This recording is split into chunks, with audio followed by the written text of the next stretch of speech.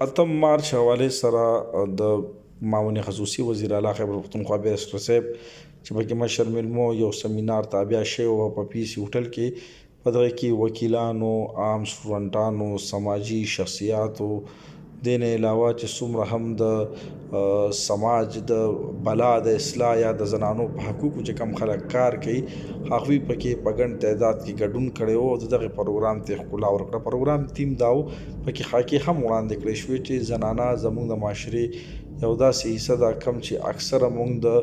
نعمتونو نه محرومه ساتلې. دین علاوه چې کم نور شخصیاتو دغه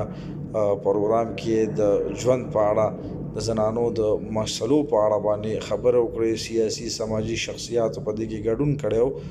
او وکلا هم په دې کې څومره سوشل اکټیویسټ جنکۍ دي هغوی هم په دې کې ګډون کړو، طالب علمان هم پروګرام مین تیم دا و چې د زنانو د حقوقو لپاره څومره کار پکار دی.